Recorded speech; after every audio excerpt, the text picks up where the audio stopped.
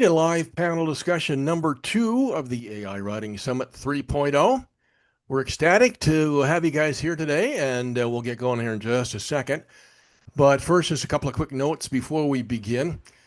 Keep in mind that the AI Writing Summit 3.0 is brought to you by High Level. And not only will we have 2 special presentations, one called AI Powered Community Building, and the other, the AI Blueprint Turning Customers into Raving Fans. And those are hosted by Emma Jackson, who's the Senior Manager of Product Marketing over at High Level. And look for those special sessions on your dashboard below here. But there's also going to be a live raffle on Friday, midday Pacific time. And so you can win a brand new Apple iPad. It's free to attend that, but you do need to register. So look for the button on this page, or I think Elisa will go ahead and put the link to that here in the chat box. So be sure to go get signed up for that. Again, it's free, but you do need to register. So we'll see you on Friday afternoon for that. And then also don't forget to grab your copy of the AI Writing Summit 3.0 Gold Pass. It'll give you lifetime access to all the recordings and transcripts from the entire summit, including both the keynote interviews and the panel discussions, as well as the special presentations. Plus, you'll also get over $6,000 worth of courses and masterclasses and workshops, prompt engineering tutorials, and a whole bunch of other resources. If you listen to some of the keynote interviews that we have during the week here, in many of them I say that there is over $4,500 worth of courses and master classes in that Gold Pass. It has grown since we did those recordings. So there's actually over $6,000 worth of stuff in there. So, so there's going to be a link on the page here that you can click on and check out that Gold Pass. And so it definitely would be worth your while to check that out and grab your pass before the end of the week. So we're going to take about 45 minutes here this afternoon and do a deep dive into the great AI divide, understanding publishing's creative authenticity wars. So as many of you probably know, the publishing world's in a full-blown identity crisis. On one side, creators are using AI to write faster, reach wider audiences, and make content creation radically more accessible. And on the other side, traditionalists are digging in and calling it the death of authentic voice and creative integrity. This panel goes straight into that fire. We're talking about why this divide exists, what's fueling it, money, philosophy, fear, and how it's playing out across book deals, reader behavior, and marketplace expectations. So let's go ahead and meet our panelists. First up, we have Cameron Sutter. Cameron is a sci-fi fantasy author and inventor of Plottr. Plottr is the popular visual story planning software. There's an interesting fact about Cameron. He's escaped death by explosion, rock slide, disease, and car accident. So it's a good thing that he's actually here with us today. He loves doing funny accents for his kids and believes his life's mission is to serve writers. Next up is Christine Svensson. Isabella, also known as Christine Svensson, is an award-winning author with Sapphire Books, known for her dynamic storytelling and diverse characters. Residing in California's Central Coast with her wife, she balances teaching, motherhood to her 3 sons, and writing, and also riding motorcycles. And so next we have Deb Holman. Deb is an author and genealogist who integrates AI into every stage of her creative process, from historical research to scene-level editing and book design. She uses AI as a collaborative partner, blending technology and storytelling to bring forgotten lives and family histories vividly to the page. And then also we have Julie Kerr, also known as JD. Julie is an outdoor photographer of landscape, nature, and wildlife. She has a deep affinity for the outdoors and all the beauty that comes with it. You can often find her outside photography, for photographing anything from the smallest, most delicate flowers to the largest, most majestic mountains. And so let's go ahead and jump right into the questions. Don't forget There's about Becky. Hi, Becky. Let me get Becky introduced here. Becky is a $1 million digital product seller and coach at beckybeach.com. With her innovative strategies and expert coaching, Becky has not only carved a niche for herself, but she's also been featured in prestigious publications like the Business Insider and Forbes. So, welcome to all of our panelists, guys. Thanks for being here today. And again, let's go ahead and just jump right into the questions. And again, what I'll do is I'll go ahead and ask a question, and then I'll get a take from each of you, and we'll just go from there. So, first question is, how do you personally define authentic creativity in the context of AI-assisted work? So, Cameron, why don't we get a take from you on that? Oh, looks like you're on mute. Of course, I'd be the first one to do that at first. Yeah, I mean, everybody's going to have their own way of doing that, of defining that. But if it comes from you and if it's meaningful from you that you're creating, I feel like that is authentic and useful to other people. Awesome. And then Christine, what do you think about that?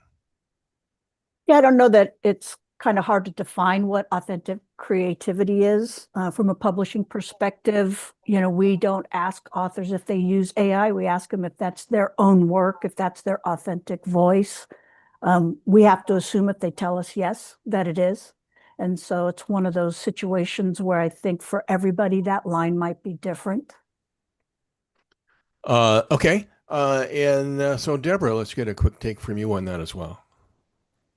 Yeah, and I think also it depends on what the genre might be, and also whether it's writing versus illustration.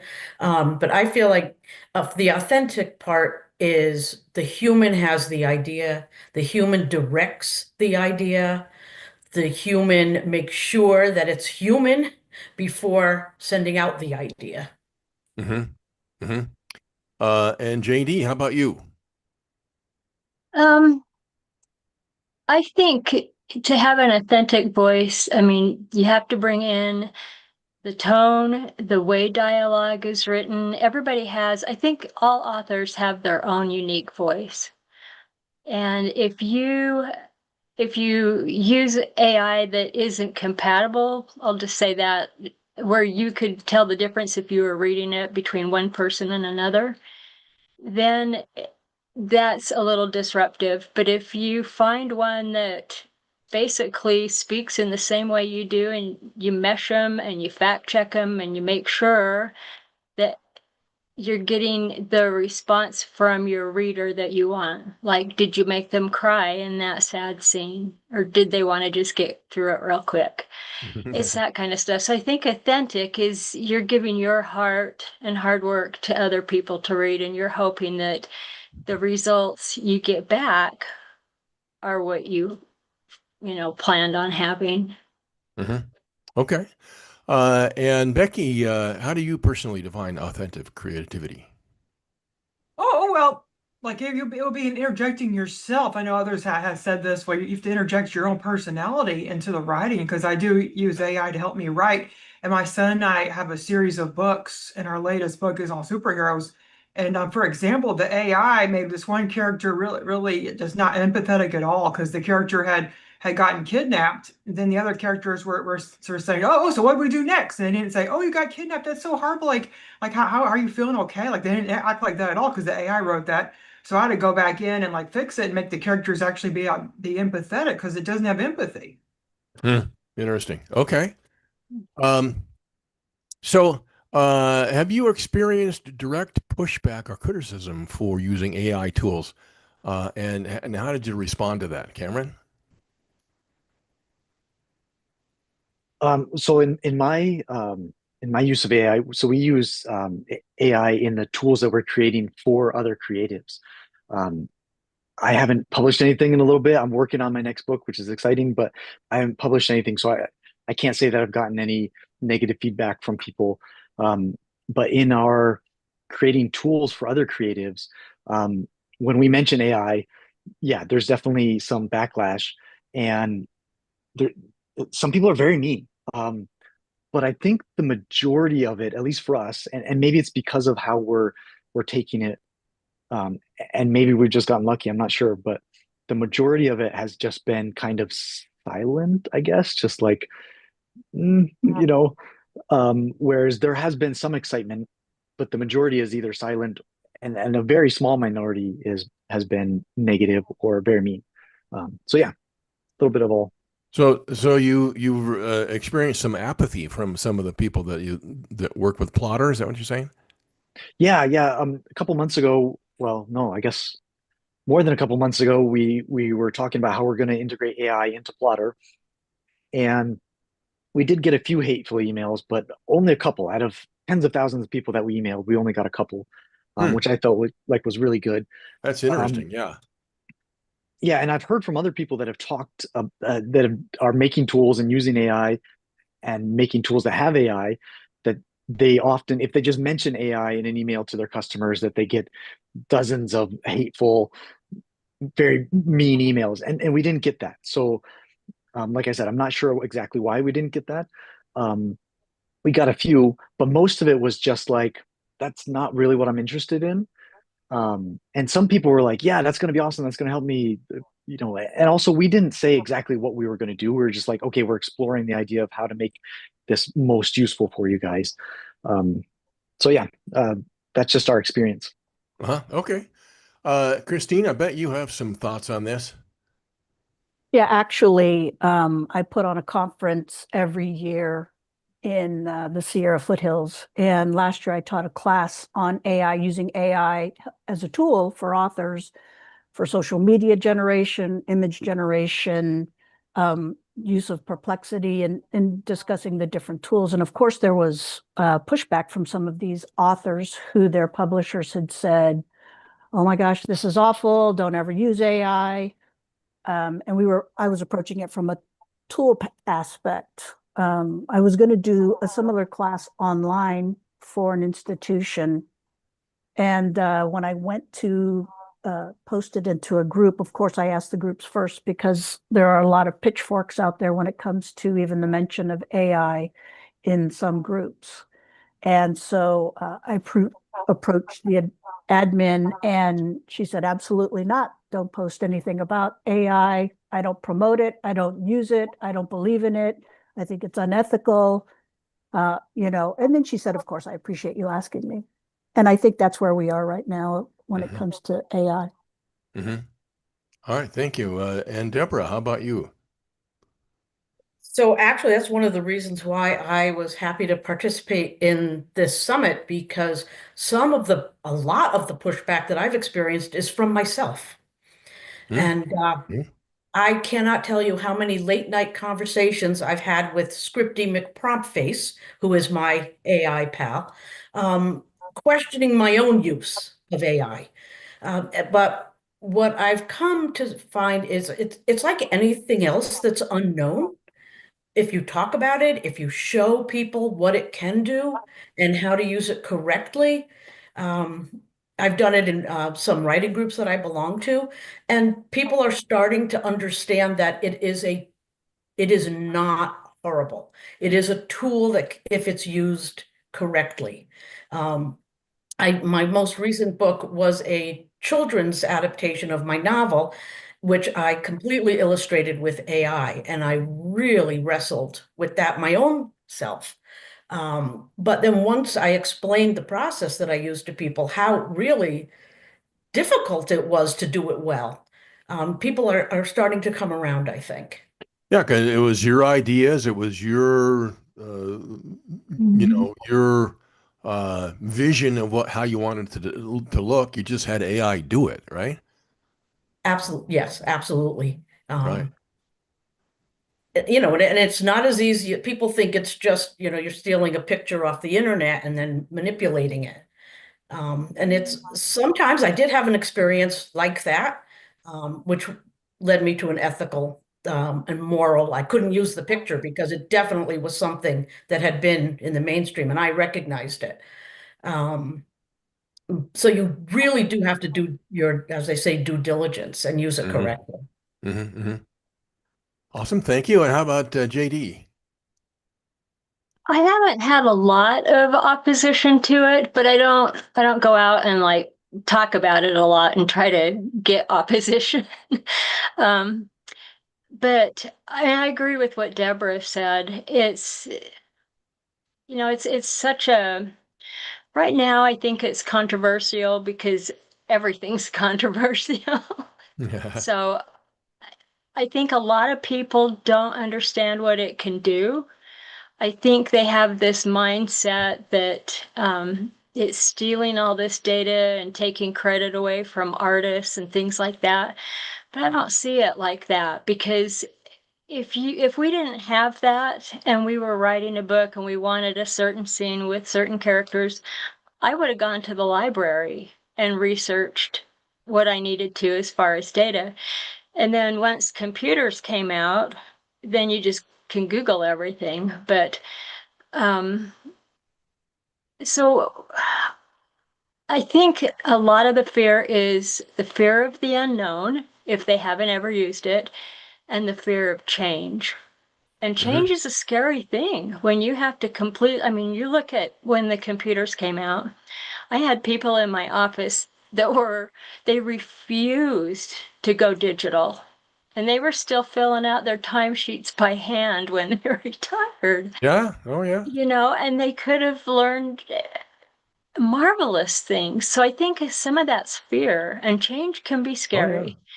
At the And end of the 19th century to turn of the 20th century, people were terrified of electricity. They were saying mhm. that people were going to be killed and it's going to be just chaos and disruption.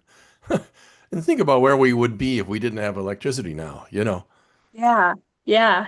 Well, so in some cases, I've had people that haven't been exposed to AI.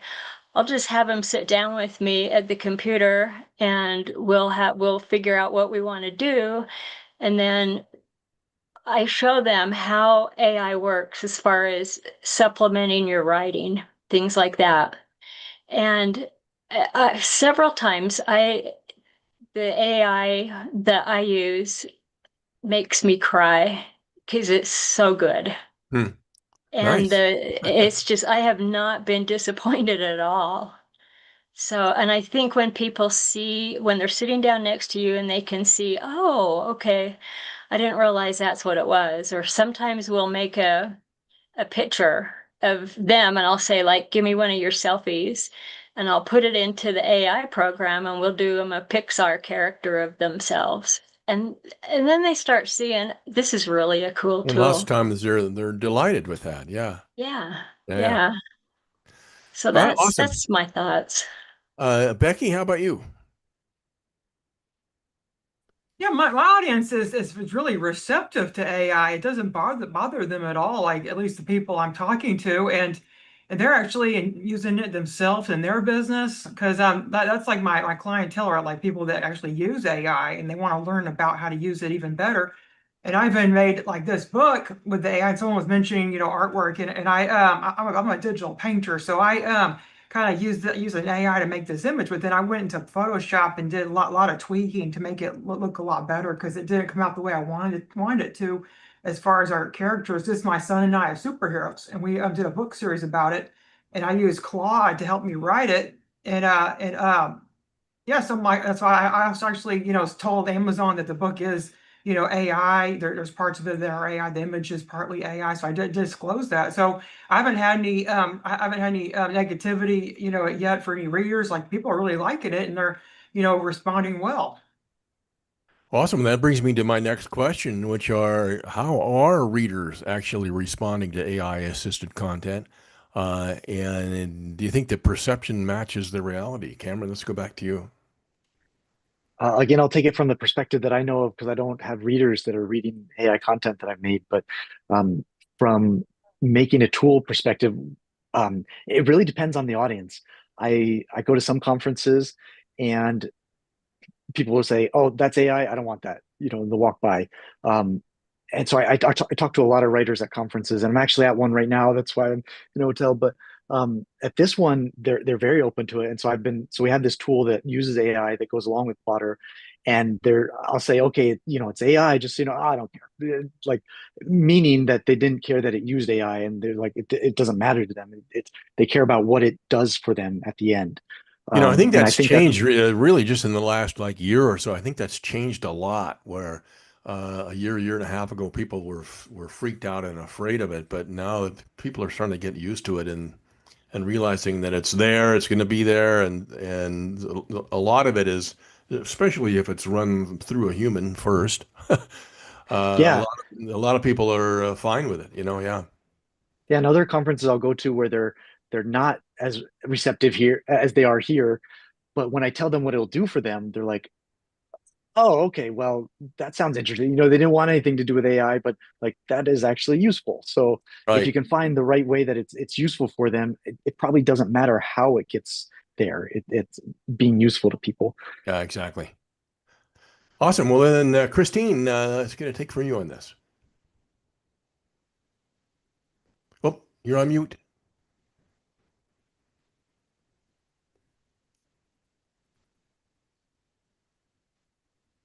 Sorry. It's okay. I think young people are more receptive to AI. They like change. They embrace technology. I think as we look at age groups, we probably see more acceptance. If you look at social media and you look at the videos and the caveman videos and the Bigfoot videos, people really like those. So I see young people, it's, similar to Wattpad and fanfic and those kinds of things. More young people were really receptive to those ideas and didn't see them as being awful or infringing on anything.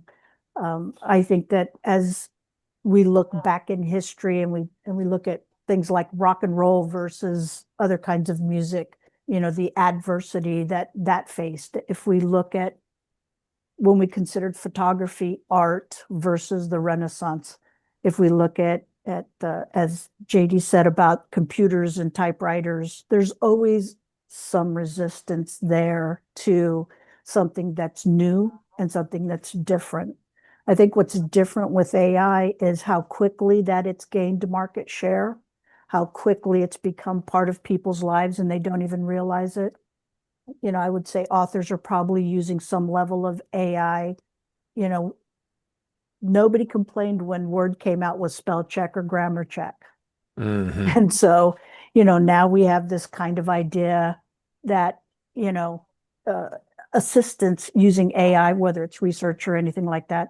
I'm still very much a author that wants my own voice, that, uses AI for research and social media and all those other tools, but I'm still more prone to write my own work. But I think that young people are really turning that tide. They're more accepting, and they've embraced it a lot quicker, I think, than some of the older generations. Cool. Okay, and Deborah, how about you? So I've actually really been surprised at the acceptance of my use of AI in my writing and in the illustration of the books that I've done. But I'm very, very open about it, exactly what I've used AI for. And I saw a quick message go by in the chat. The illustration that I had done was the children's book is based on my novel, which is my family's Holocaust experience. And I did the children's storybook adapting that for like ages 6 to 11. But didn't have the money for an illustrator. I realized, so between not having money and being of a certain age, I wanted the project out for my grandson, and I decided to go with AI. And the picture that I spoke about was I asked AI to illustrate, create an illustration of the two characters, my great grandmother and great grandfather, in the hold of the ship that brought them over. And I said, please illustrate it with two bunks, 3 bunks high. And I gave a few other parameters. And it came back with a picture of the characters and the things that I asked for, but it was set in such a way that I immediately recognized it as people might be familiar with Elie Wiesel. And there's a very famous picture of him just before he was released from Buchenwald in the concentration camp. And the picture that the AI created just really evoked that same image. And obviously I couldn't use that. but I've actually used that now in several classes I've done as a teaching tool. That, this is what you have to be careful of. Interesting. Okay, awesome. And JD, how about you? I think I think Christine brought up a good point about the acceptance of the technology. I have 4 kids, and so they grew up playing all the video games and that. And I think they equate computers, video games, programming, AI, it's all the same thing to them. I mean, it's all cool to them, which is fantastic because they'll be coming into the workplace soon and they'll be fine with AI from the beginning. So I see that as maybe one of the factors involved in who accepts it, who doesn't, who's going to, who will never accept it, that kind of thing. Can I respond to that question that came up about Sure. the neurodivergent? I have a neurodivergent grandson, and JD, can you sort of define neurodivergent for us in case the people out there don't know what that is? okay, so what that is he's got shoot, what's it called?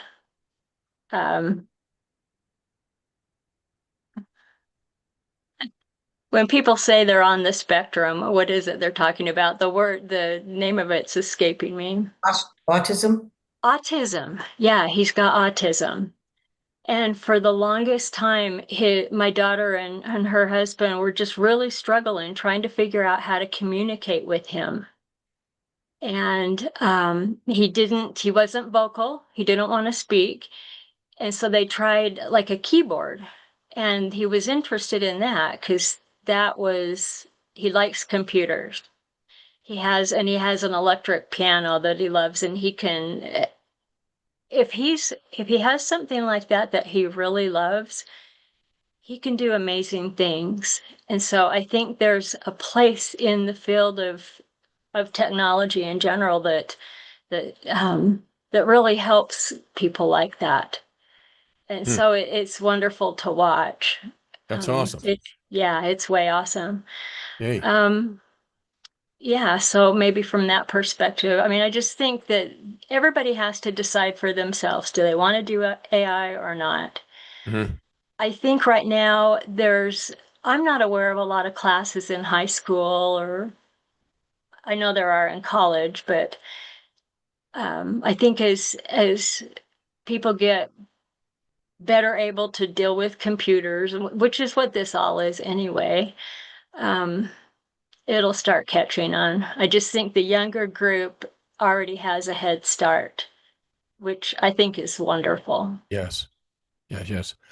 And so Becky, can you give us maybe an additional drill down on how readers are responding to AI? Oh, they're responding really well. So I don't disclose that anything's AI written in the book. Just on Amazon, I did disclose it. But I think a lot of people, they're more accepting. Just depends on the age range. Like my book is catered to tweens. Like all the characters are like tween kids, and I guess younger children and all up to tweens and teens, and like that demographic, has seen lots of AI videos. They watch TikTok that's filled with AI videos, and just depends on your audience. But if you're targeting maybe older people, like maybe in senior level, or maybe older adults, like you probably like you might have some more backlash, I think, because that demographic may not be as receptive to AI. But I have a lot of senior citizens in my audience, and they're really embracing AI. They're really open-minded to it. It just depends on the person, really. So are seniors buying your tweener books? Oh no, not like that. I do have like some adult fans. Like I got some emails from some adults that said, "Oh, I want to see the book too. When is that going to come out?" Like someone asked that, and I said, "Oh, we just released book 1, probably a couple months ago." Awesome. Hey, listen, guys. We on our first panel this morning, we didn't have the chat open, but I see that we've got the chat open now. And so if you guys want to, the listeners, if you guys want to go ahead and drop some questions into the chat, we can address some of those if you guys want. So anybody has questions, go ahead and drop them in the chat, and if we can get to them, we will. And so, so JD, Ruth wants to know, JD, what AI tool do you use? It depends on the purpose. If it's an art type application, I use, I've done Copilot and Lenza. For writing, that one's on Chat GPT. Mm-hmm. Perfect. Okay. And so, how can AI-assisted creators build trust with audiences? These audiences are skeptical of the technology and stuff. We've talked about how they're really already a little bit. But how can AI? What's the best way for AI-assisted creators to build trust? Cameron? I think it's just be more personable. So show yourself, or in your newsletter or something, be personable, be who you are. Maybe let people peek behind the curtain a little bit and see your life so that they know you are a person and where you're coming from. And that's probably good practice for any creator. And then, I mean, I guess another thing is in the way that you're talking to people, whether it's your marketing, your ads, or whatever. If you're using AI, still make sure that there's a human element to it. Like we've already said, and I think all of us agree that there's got to be that something that touches the humanity of what you're going for. Yes. Christine, how about you? Yeah, I think there's a level of transparency that somebody needs to be comfortable with. I think it's their own comfort level, whether they want to disclose that they're using AI or not. I think that we have seen lots of people get tarred and feathered for the use of AI, either on a book cover or they've admitted they've used AI at some part of their process. And so I'm not sure where the level of comfort for some people is. And I think that you have to define that and find that for yourself. So I think that it's one of those situations where, again, know your audience, know who you're talking to, who you're working with, who you're writing for. Deborah, how about you? Well, summits like this help, I think, although we're probably preaching to the choir if people are already here. But I think like anything that is new or unknown, talking about it, sharing about it, I write about it a lot, my thoughts about it, my concerns in my author's blog, and I'm very transparent about it. And I think that helps a lot. People don't like to feel tricked or that the wool was pulled over their eyes. If you use it, I think you need to say how you used it. Mm-hmm. Yeah. And JD, how about you? As far as having and setting up a situation where your readers are comfortable and confident that you're giving them your best. What I do a lot of blending, and a lot of that ties into descriptive scenes and ways characters answer questions, and so I'll be on the chat bot for a while, and we're having a conversation, and so I have all this material, and then I have to go back because part of my chapters are already written, and I may just have AI fill in some missing pieces or just some background or, something like that. And so I do make sure that everything sounds good blended. And that can be really hard to do, but I kind of lucked out and got one that I like the writing style. So, and I think I don't know that I have to make a big thing out of saying, oh, I used AI in that. For me, if somebody told me that, my response would be, that's great. How was that a good experience? But I don't think it wouldn't make me not want to read that book. It actually might want to make me read it more than if it didn't have AI, because I'm so curious about it and it's fun. Right. So Right. that's my thought on that. Okay. And Becky, how about you? Oh, I'm like, yeah, just everybody went, could you please repeat the question? Because everybody was just going. Yeah, we were talking about what was the question? We were talking about how are readers actually responding to the AI assisted content? Oh yeah, my readers, they're all for it. At least the ones like I've talked to, and the people in my audience, I do have email. I do have AI help me write my emails. Before I would just write all the emails myself, but it would just take me so long because I have to write 4 emails a day because I have different email lists. And I just like to write every day to my list, and like just the AI really helps me get ideas in order because sometimes my emails be all over the place, and I'll put it into the AI and it will structure it, make everything make sense and more clear. And I Mhm. think that really helps boost my writing because I have pretty good writing skills. I used to do journalism in high school, and I have a blog that's 10 years old. I would do lots of blogging.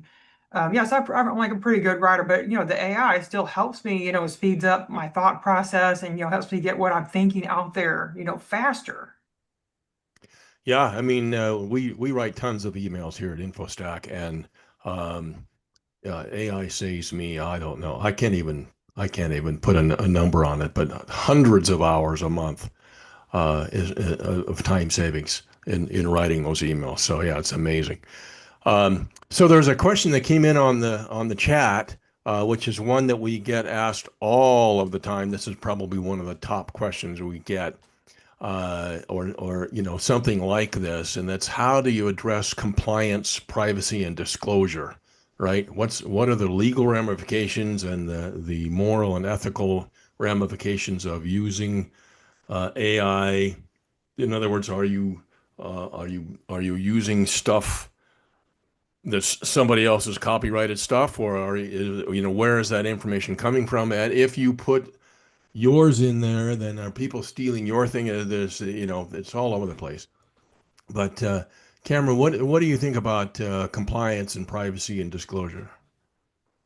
Yeah, that's a really important part. And Lynn, I would love to hear what you mean by inputting living information.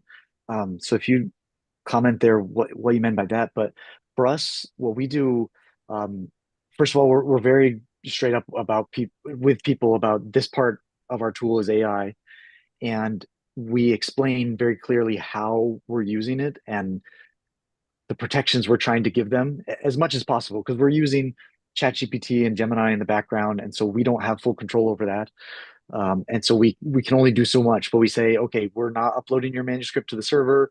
We're not the way that we're doing it. They're not allowed to train on your work, and we don't have our own AI that we're training with yours. And beyond that, we can't do much else. We can't say, oh yeah, just trust the big tech company. They're going to do the right thing all the time. We can't give them that guarantee, but we can say this is what we're doing, and we're trying to protect you as best as we can.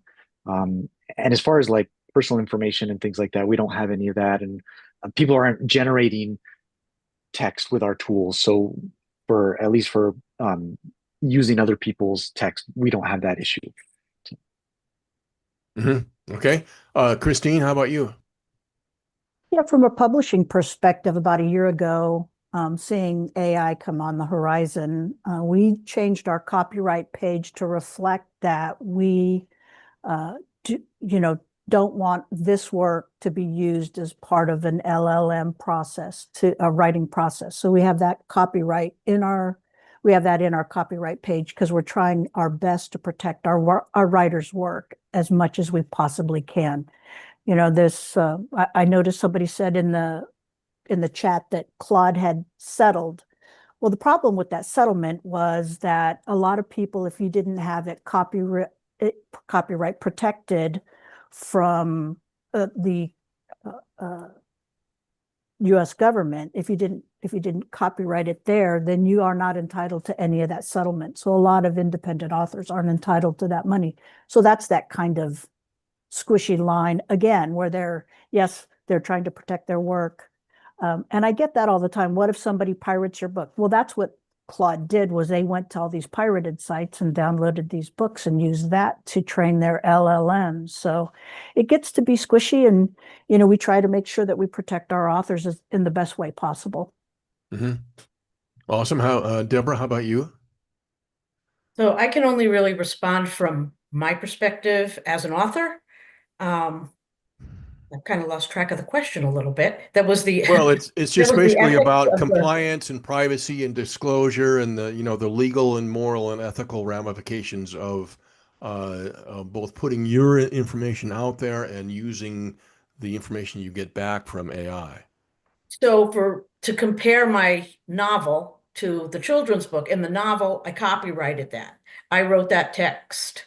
I did use AI to help me with phrases like, give me another way to say his eyes narrowed. I don't know if the phrase that I got back came from somebody's book, but we're talking, 4 or 5 words. But in the storybook, I copyrighted the text. I did not copyright the illustrations because I didn't feel I had the right to. Even though I provided the original photographs or the original object, to base the illustration off of, it really was not in my opinion, it wasn't completely 100% mine. So I felt I couldn't copyright the illustrations. Interesting. Okay. And JD, how about you? As far as the legal disclosures and all that, I haven't published anything for a little while because I've got a series that I want to do for next year. And but I do copyright all of my books, both fiction and nonfiction, just because I thought that's what you do. So I feel like, well, if you've done that, you've got some kind of protection, whatever. With the fiction, I don't know that it matters as much because I do a lot of fantasy and sci-fi and stuff like that. And I'm making it up as I go. So, I mean, that you can't fact check. But where I see that being really important is in nonfiction. And I've done a lot of nonfiction work. And I mean, if it hasn't been credited already, I do credit it in my work. I So, agree. It depends on what you're publishing, right? If mhm. you're Yeah. publishing a bunch of facts and figures and uh, Yeah, and I fact research check all papers of and it. that kind of stuff. Yeah. Yeah. Yeah. So, okay, Becky, how about you? Oh, like I mentioned before, like I used to be like a really prevalent digital artist. I was really well known in some circles online, and I would work from photos. Like other photographers would post photos on DeviantArt, and then I would look and reference my art based on the photos. But now I use AI to help me reference like the AI just like I did for this one, and then I heavily edited it with Photoshop painting. And I think a lot of people are doing that too. And you kind of you don't know like do I totally own this image? Now that I did use AI and it could have referenced somebody else's art, like I just have no idea. It could have scraped other people's and then I added my own. So now it's like just a combo of all our art together. But I did went ahead and I did copyright this whole book. It's under my publishing company. And so I went ahead and did that. So you're kind of walking a fine line, like you don't know if it has scraped somebody else's work. And when I post a painting nowadays, I use glaze, and that helps protect your art from scraping. Now, so yeah, there's a question there that wanted to know what tool you use for your figures and cartoons. Is is Glaze the one, or did you use something else to create those? Oh, I used Midjourney to help me, to get the image started, and it totally looked different than this. Like the characters look completely different, but it did kind of the same stance I was looking for. Like I wanted them to be together and have their hands out because they're powerful. They're powerful superheroes. And then so then I went ahead and heavily edited it, but I did start from image in midjourney.com. And it worked pretty well. It got me what I wanted, but then I had so much, in my head what the characters should look like. So then I used Adobe Photoshop to paint them with my Wacom graphics tablet. Nice. Okay. Beautiful. So, Cameron, looks like you got some love coming in for Plotter in the chat box there. Yeah, I just wanted to say thanks, Cindy. Beautiful. Cameron and Plotter have been great supporters of InfoStack over the years. We've done a lot of work with Cameron off and on. So, and I definitely would recommend Plotter for sure. And there was another one that came in that said, how do you prompt AI in emails? And I'll tell you just real quick that I don't have time to tell you exactly how to do it completely. It would be here for an hour. but basically, what I've done is trained the AI. I use ChatGPT 5 now for it, and I've got my own AI writing GPT that I've trained to write like me, right? And then when I go in to actually write the email, I tell it, you know, acting as a world-class copywriter and direct response marketing expert, write me an email that blah, blah, blah, blah, right? So I tell it who it is, who it's going to be, and then I tell it exactly what to write. And it's within my writing GPT that I've trained to sound like me. So then there's a whole, again, it'd take me an hour to tell you exactly how we do it, but that's the basics on it. So, listen, guys, we have run out of time. So, I really appreciate you guys being here. Thank you so much for all of our panelists here today. And let me just say that, keep in mind that the AI Writing Summit 3.0 is brought to you by the High Level, the Go High Level. And not only will we have 2 special presentations from them called AI Powered Community Building. I think that's going to be tomorrow. And then on Thursday, it'll be the AI Blueprint, Turning Customers into Raving Fans. And those are hosted by Emma Jackson, the Senior Managing Partner of Product Marketing over there at High Level. But there's also going to be a live raffle on Friday, so don't miss that. There is a QR code for you. You can scan that, or there's also a link on the page that you can click. It's free to join the raffle, but you do need to register so that they know you're there. And you'll have a chance to win a set of Apple iPods. An Apple iPad. Sorry. So again, it's free to attend, but you do need to register to attend. So be sure you register, and we'll see you there on Friday afternoon, Friday midday Pacific time. And also, don't forget to grab your copy of the AI Writing Summit 3.0 Gold Pass. That's the most important thing. It'll give you lifetime access to all the recordings and transcripts of the entire summit, including both the keynote interviews and the panel discussions, as well as the special presentations I just mentioned. Plus, you'll get over $6,000 worth of courses and masterclasses and workshops and prompt engineering tutorials and a whole bunch of other resources. And you'll get it all for less than you probably spent at Starbucks last month. So there's a link on the page. So check that out. I believe, Elisa has put the link in the chat box there. So click on that. Go over and grab your Gold Pass before life gets in the way. And then be sure to check out all the rest of the keynote interviews from today and all the rest of the week as they come available throughout the days. And we'll see you tomorrow morning for the next live panel number 3, where we'll dive into balancing authenticity and automation. And it's called Navigating the Human AI Creative Frontier. And so again, thanks everybody. Thanks to all of our panelists. We very, very much appreciate you taking the time to be here today. Thanks everybody else for showing up and listening to us. And again, we will see you tomorrow morning for the live panel number 3. And so have a great day, and we'll talk soon.